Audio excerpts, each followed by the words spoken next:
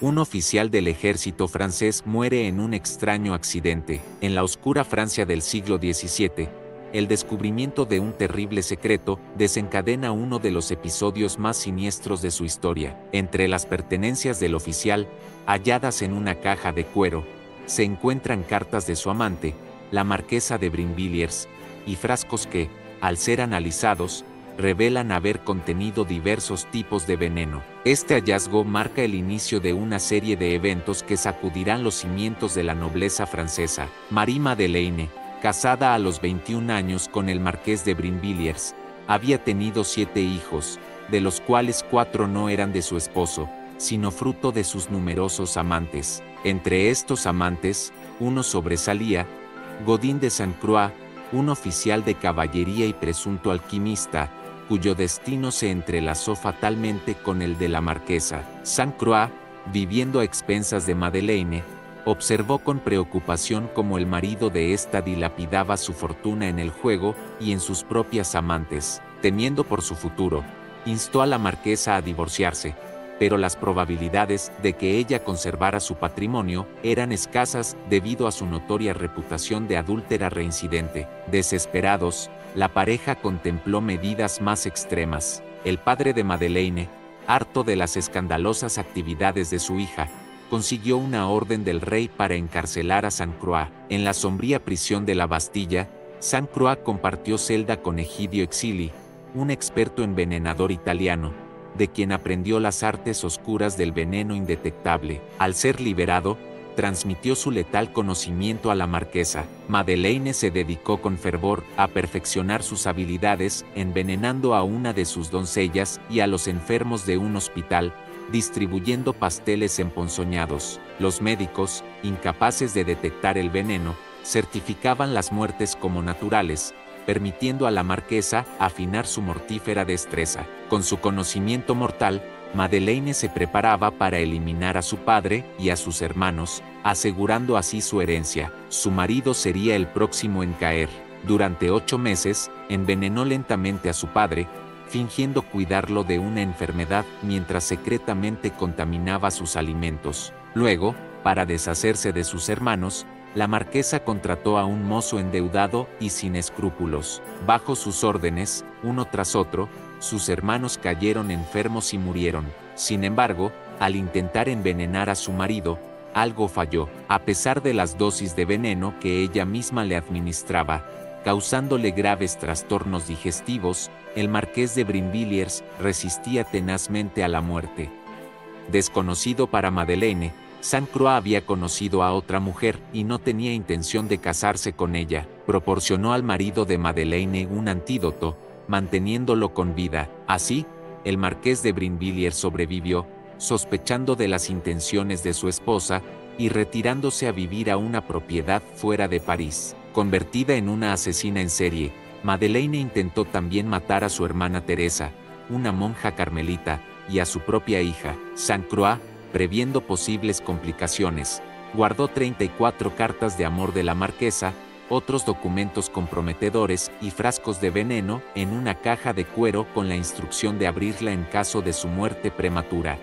El destino intervino cuando Sainte-Croix murió accidentalmente, inhalando vapores tóxicos durante un experimento alquímico. Con su muerte, las deudas que había dejado llevaron a los acreedores a reclamar el pago al procurador del rey, llevando el asunto a conocimiento de la corte de Luis XIV. La autoridad, al abrir la caja de cuero que contenía las pertenencias del fallecido Sainte-Croix, desenterró los secretos oscuros de la marquesa. Las cartas reveladoras, escritas por su propia mano, admitían los crímenes más atroces, el envenenamiento de su propio padre y 2 de sus hermanos. Otros documentos desenmascararon transacciones y deudas, implicando a comerciantes y nobles por igual. Reclamada por la justicia, Madeleine huyó a Inglaterra, pero el largo brazo de la ley la alcanzó. Su cómplice, el mozo, fue capturado, y bajo la tortura más brutal, confesó sus horribles crímenes.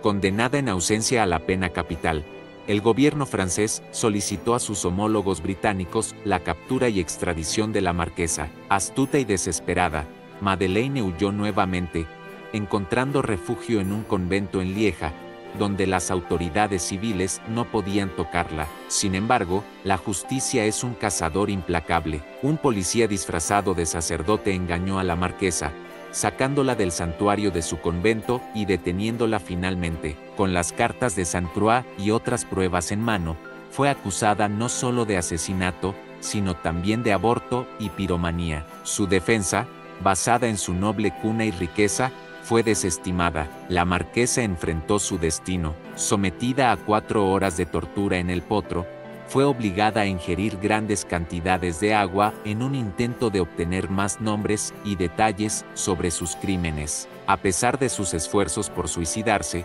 no logró escapar de la justicia ni decir mucho, únicamente admitió haber cometido incesto, adulterio y asesinato. Esta confesión reveladora selló su trágico destino ante la ley. Finalmente, fue decapitada a los 46 años, su cuerpo y su cabeza arrojados a la hoguera, sus cenizas esparcidas al viento, como un símbolo de la purificación de sus atroces actos. Aunque la vida de la marquesa terminó en la ignominia, el afer de los venenos dejó un rastro de inquietantes preguntas y misterios no resueltos. La policía, determinada a desentrañar toda la red de conspiraciones y venenos, continuó sus investigaciones en el majestuoso Palacio de Versalles. Así, este escalofriante episodio marcó el comienzo de una investigación que se adentraría en los oscuros rincones de la nobleza francesa. Cada descubrimiento arrojaba más luz sobre la red de conspiraciones que envolvía al palacio, haciendo temblar a aquellos que habían creído en la impunidad de sus actos. El afer de los venenos no solo reveló la podredumbre moral que se escondía detrás de la ostentación y el lujo, sino que también desató una ola de paranoia y desconfianza entre los cortesanos. La sombra de la marquesa de Brinvilliers extendía sobre ellos una advertencia de que incluso los más poderosos no estaban a salvo de la traición y del veneno. La investigación se adentró en el corazón de Versalles, desvelando secretos y complicidades que antes se creían intocables. En este fascinante y oscuro tercer capítulo de nuestra grandiosa epopeya, nos adentraremos en los oscuros y turbulentos eventos del afer de los venenos. Mientras la sombra de la marquesa se cernía sobre Versalles, el palacio se convertía en un escenario de miedo y desconfianza. Este episodio cargado de intriga, traición y muerte sacudió los cimientos de la nobleza francesa. Bienvenidos.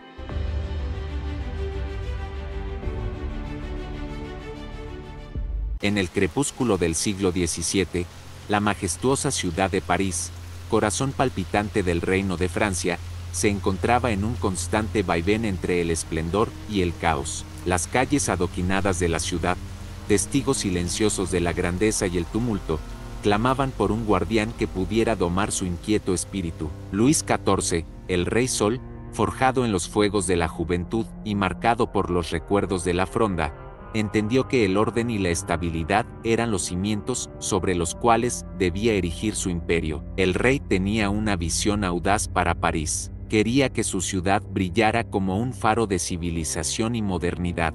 Fue entonces cuando ordenó que las calles de París se iluminaran, dando un paso sin precedentes en la historia europea. Los artesanos y obreros comenzaron a instalar faroles de aceite a lo largo de las calles. Cada noche, los encendedores de lámparas recorrían la ciudad, subiendo a escaleras para encender los faroles uno por uno. A medida que avanzaban, la luz cálida y tenue del aceite iluminaba las aceras, disolviendo las sombras y revelando la majestuosidad de los edificios parisinos. Con cada farol encendido, París se transformaba. La ciudad que antes se escondía bajo el manto de la oscuridad, ahora brillaba con una nueva vida. Las noches parisinas, antes temidas, se convirtieron en momentos de encuentro y celebración. Las calles, llenas de luz, reflejaban el espíritu innovador y la grandeza del reinado de Luis XIV. Luego, proclamó la creación de la primera fuerza policial moderna en Europa. Así pues nació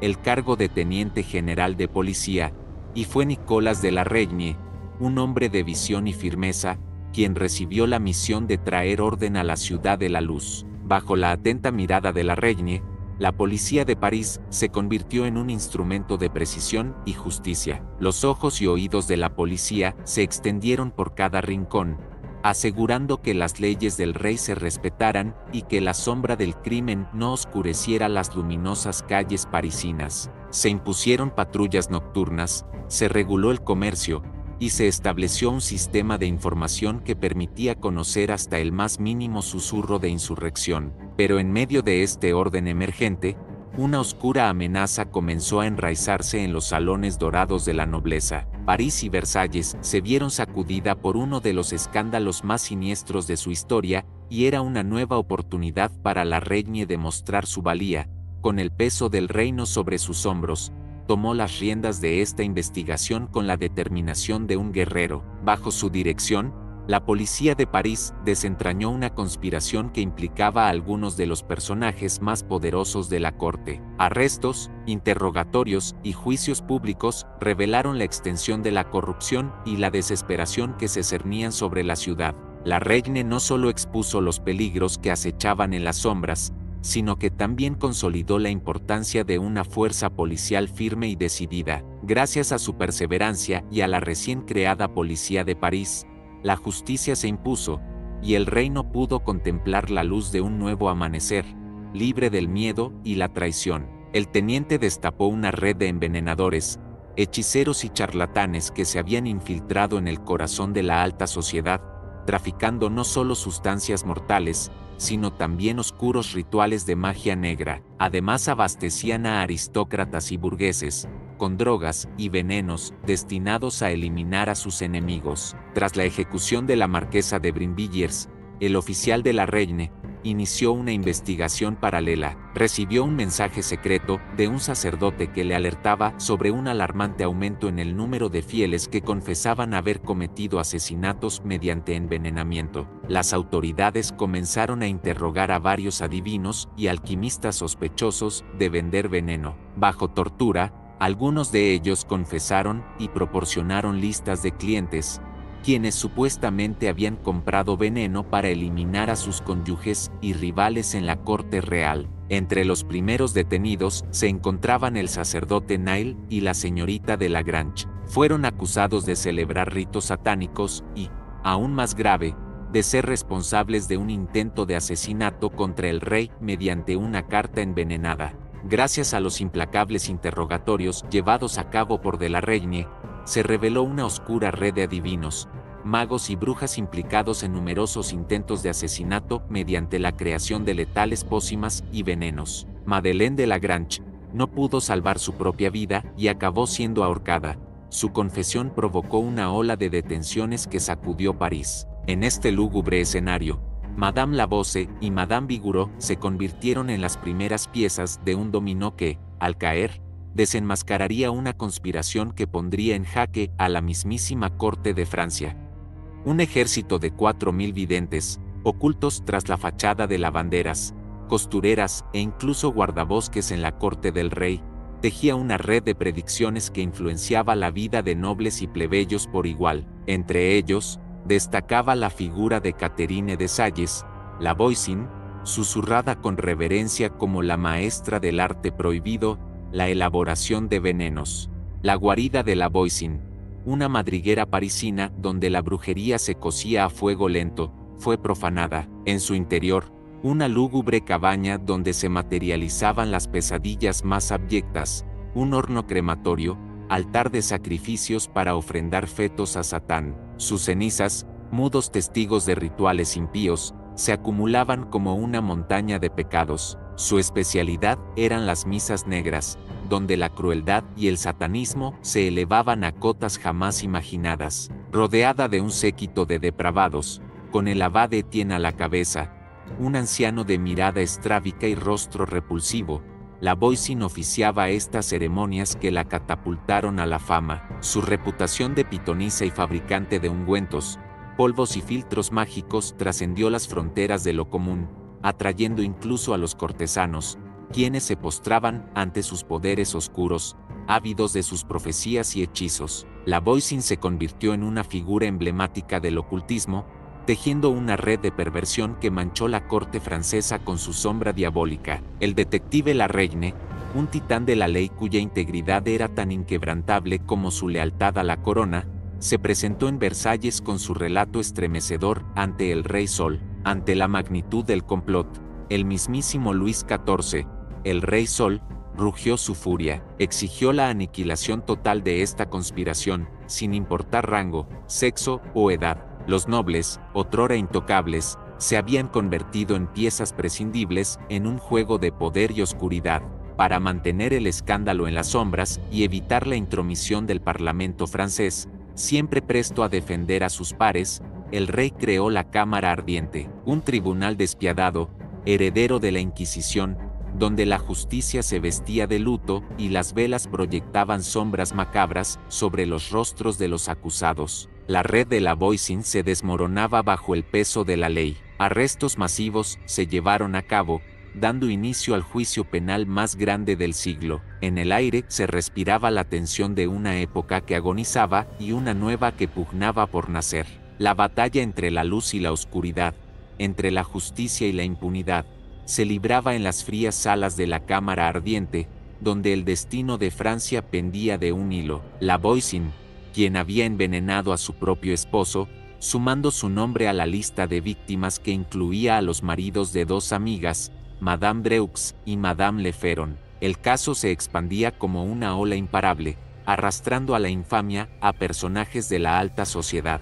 En cada interrogatorio, nuevos nombres surgían como fantasmas de un pasado tenebroso: la condesa de Roure, la vizcondesa de Polignac, la duquesa de Angulema, la duquesa de Vitry, la princesa de Tingry, la condesa de Gramont, el conde de Cessac, el conde de Clermont. La lista de acusados no tenía fin. En este caldero de traición y secretos, donde la verdad se mezclaba con la mentira y la muerte se paseaba impune, la justicia se abría paso, dispuesta a desenmascarar a los culpables y hacer que pagaran por sus crímenes. El afer de los venenos se convertía en una batalla épica entre el bien y el mal. Las hechiceras, acorraladas por la justicia, finalmente cedieron. Sus lenguas, antes viperinas y llenas de mentiras, se convirtieron en ríos de confesiones que inundaron los aposentos de la Cámara Ardiente. Con cada palabra, el velo de la hipocresía se desgarraba,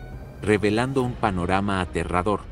La corte francesa no era un oasis de refinamiento y nobleza, sino un nido de víboras donde la vida humana se valoraba menos que una baratija. A pesar de que la lista de acusados incluía a algunos de sus amigos y cortesanos más cercanos, Luis XIV, cegado por su sed de justicia, ordenó a la Cámara Ardiente que no reparara en medios para desenmascarar a los culpables. Esposas despechadas que anhelaban la libertad a cualquier precio, hijos codiciosos que ansiaban la herencia familiar, jóvenes doncellas ultrajadas por sus amos, amantes despechados que buscaban eliminar a sus rivales. Las motivaciones eran tan viles como diversas. Las vidas humanas están a la venta, sentenció la Reine, horrorizado ante las macabras revelaciones. Se negocian como cualquier mercancía, y el asesinato se ha convertido en la solución a los problemas familiares. La hechicería no era solo un juego de ilusiones y pócimas mágicas,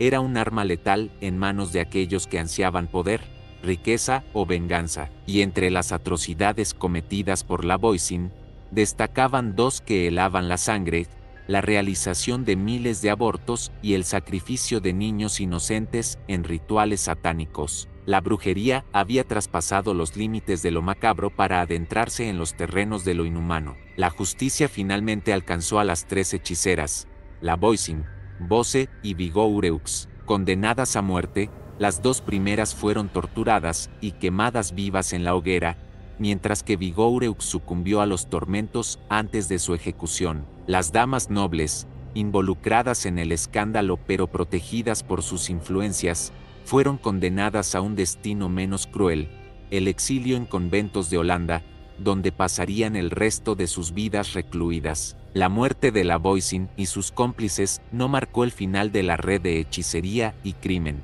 Más de 150 personas fueron arrestadas: adivinas, secuestradores de niños, alquimistas, falsificadores, sacerdotes, practicantes de abortos. La lista de personajes nefastos era interminable. Olimpia Mancini, condesa de Soissons y sobrina del poderoso cardenal Mancini, había recurrido a los servicios de la Voisin para librarse de su rival, Louise de la Vallière, amante del rey. La ambición y los celos la habían empujado a buscar la muerte de otra mujer, sin importar las consecuencias. El escándalo se extendía como una plaga, salpicando a Eustache d'Auger de Cabolle, miembro de una prominente familia noble, desheredado por su familia tras celebrar una misa negra en Viernes Santo. Cabolle había encontrado un nuevo camino hacia la riqueza, la venta de venenos y afrodisíacos. Sin embargo, su rastro se desvaneció tras el cierre de la investigación, dejando un enigma sin resolver. Algunos susurraban que Cabolle era el mismísimo hombre de la máscara de hierro, un prisionero misterioso que durante años había cautivado la imaginación de la corte. Sin embargo, la historia oficial señalaba que Cabolle había sido encerrado en la prisión por orden de su propia familia. Uno de los detenidos, un tal Lesage, había sido el primero en soltar la bomba, revelando la conexión entre la hechicera y una dama de alcurnia. Las palabras de Lesage encendieron las alarmas y obligaron a un interrogatorio exhaustivo de los demás prisioneros. Uno a uno, los involucrados cedieron ante la presión y comenzaron a cantar. Confirmaron las visitas de la Voisin a Montespan y la participación de una dama de compañía de la favorita en la adquisición de pócimas mágicas. El objetivo era claro: mantener cautivo al rey y evitar que su atención se desviara hacia otras damas de la corte. La historia de amor entre Luis XIV y Madame de Montespan, aunque apasionada, estaba plagada de complicaciones. Ella no solo era una de sus amantes, sino que también estaba casada con el marqués de Montespan, con quien tenía 2 hijos. El marqués, lejos de disfrutar de los favores del rey hacia su esposa, se vio profundamente ofendido y humillado. Criticó abiertamente la conducta del monarca, considerándola inapropiada para un rey cristiano. Su actitud molesta e insistente llevó a Luis XIV a expulsarlo de la corte. Ante esta situación, el marqués propuso a Montespan mudarse al campo para alejarse del escándalo, pero ella se negó rotundamente, prefiriendo permanecer al lado del rey. La frustración y el dolor del marqués lo llevaron a tomar medidas extremas. La agredió física y verbalmente delante de todos. El marqués, acusado de violencia doméstica, fue apodado el cornudo más grande de Francia. Obligado a dejar a su esposa, se presentó en Saint-Germain con un par de cuernos de venado gigantescos sobre su carruaje negro. Allí, en un lúgubre cortejo fúnebre, despidió a su supuesta difunta esposa y emprendió un viaje de luto por su supuesta muerte en vida. Su comportamiento excéntrico y su negativa a pasar por puertas demasiado angostas debido a sus supuestos cuernos lo convirtieron en la burla de la corte. El rey, a pesar de su enfado, no pudo evitar divertirse con la situación. Este triángulo amoroso, marcado por la pasión, la traición, el orgullo herido y la humillación pública, puso de relieve la hipocresía y la doble moral que imperaban en la corte francesa. La búsqueda del placer y el poder, sin importar las consecuencias morales, dejaba al descubierto la fragilidad de las relaciones humanas y la crueldad que podía albergar el corazón de una persona.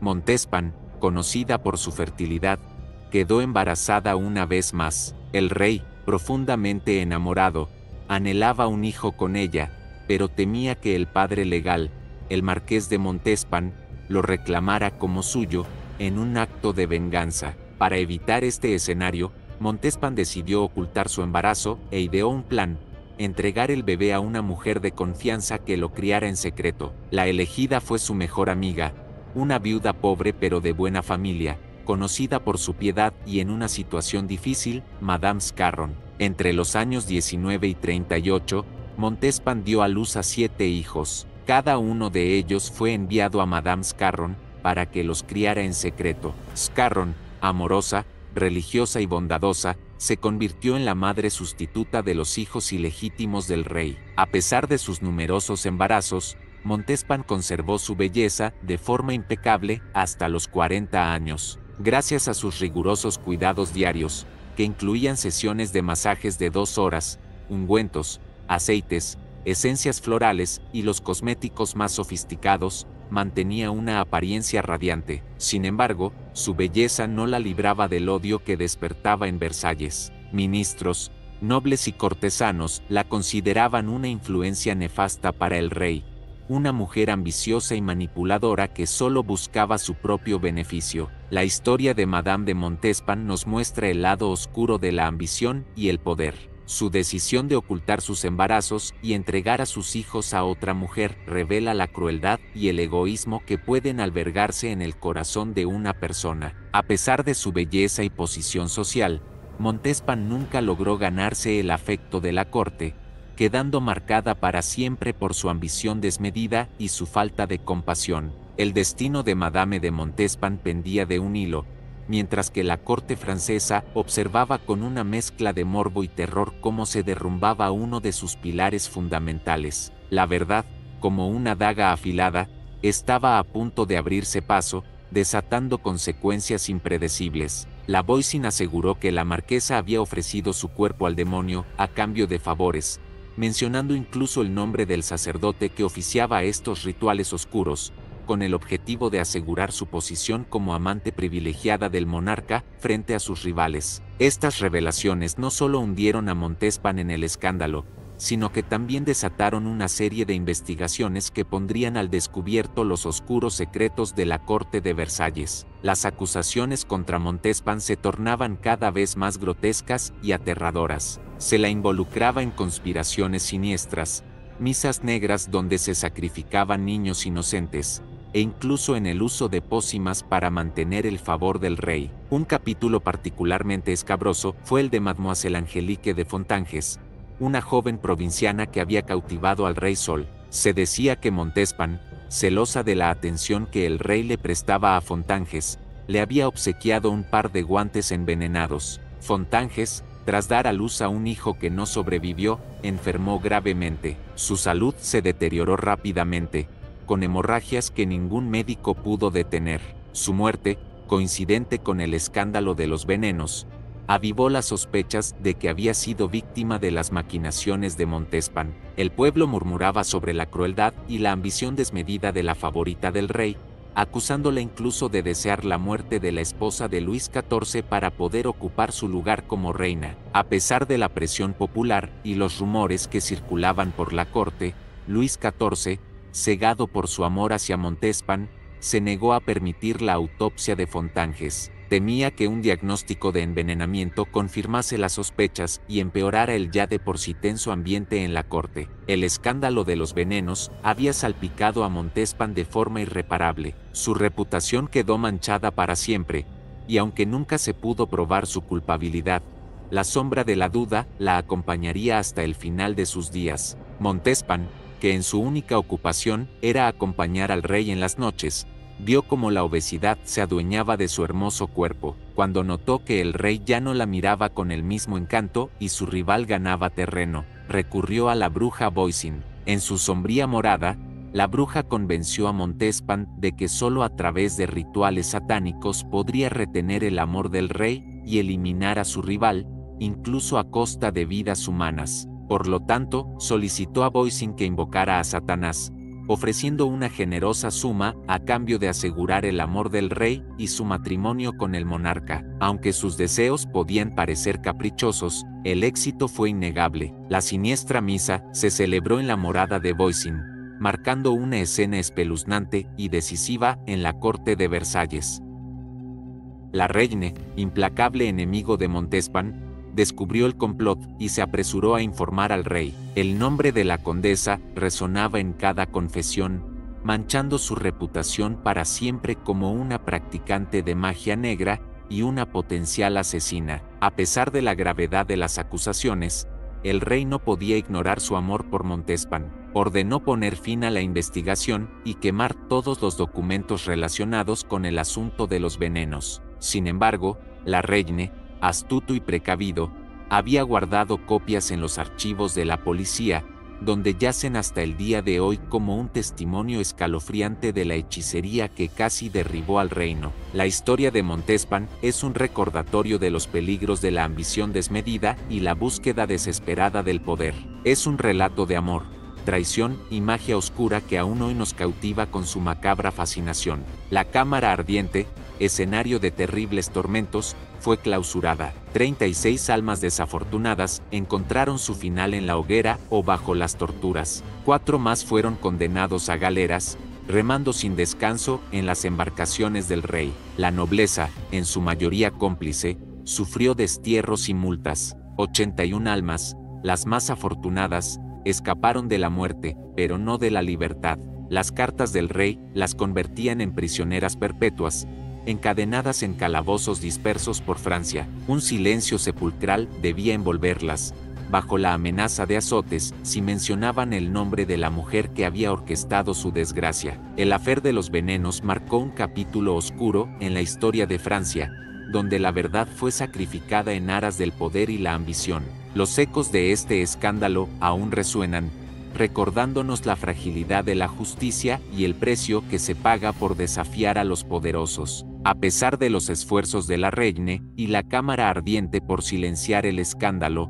los rumores sobre el afer de los venenos se propagaron como fuego por toda Francia. En la corte, el temor a los venenos se convirtió en una psicosis colectiva. Los nobles más poderosos contrataron catadores oficiales para probar sus alimentos, y cualquier bocado sospechoso era desechado sin piedad.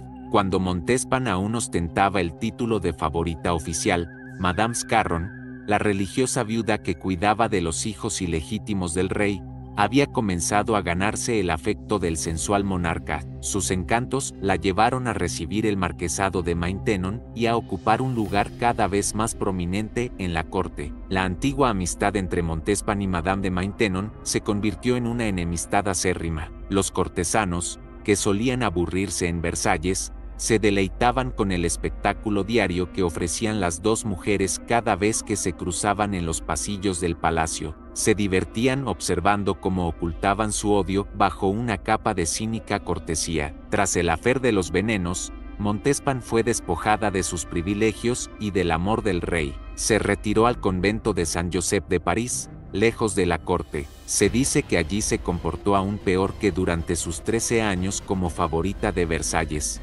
Después de intentar en vano reconciliarse con su esposo, quien la había rechazado, Montespan murió en 1707. Ni siquiera sus hijos asistieron a su lecho de muerte, avergonzados de su pasado. Luis XIV, considerándola muerta desde el momento en que la expulsó de Versalles, prohibió que cualquiera que la hubiera conocido guardara luto por su fallecimiento. Hoy en día, la participación de la marquesa de Montespan en la trama de videntes y venenos sigue siendo cuestionada. Las acusaciones nunca se probaron completamente, posiblemente debido a la intervención del rey, quien siempre dudó del testimonio de la Voisin en relación a su amante.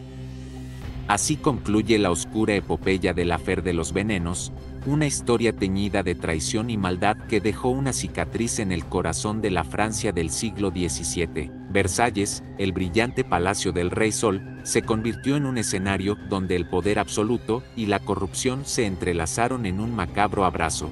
En el cuarto capítulo, veremos la fascinante y misteriosa historia del hombre de la máscara de hierro, una figura envuelta en leyendas y especulaciones a lo largo de los siglos. Este enigmático personaje, conocido por haber sido encarcelado en varias prisiones francesas, incluida la famosa Bastilla, ha sido objeto de innumerables teorías y debates. A través de este recorrido, analizaremos las posibles identidades del hombre de la máscara de hierro, como el hermano gemelo del rey Luis XIV o un noble caído en desgracia. Intentaremos desentrañar la verdad detrás de uno de los mayores misterios de la historia francesa. Este capítulo promete sumergirnos en una intrigante mezcla de hechos históricos y especulación, desvelando los secretos mejor guardados de este prisionero anónimo. Si este recorrido por la fascinante historia del afer de los venenos te ha dejado intrigado o te ha brindado nuevas perspectivas, te invito a dejar tus comentarios y compartir tus reflexiones. No olvides darle like, suscribirte para más contenidos y activar la campana de notificaciones. Gracias por acompañarnos en este viaje. Hasta la próxima aventura histórica.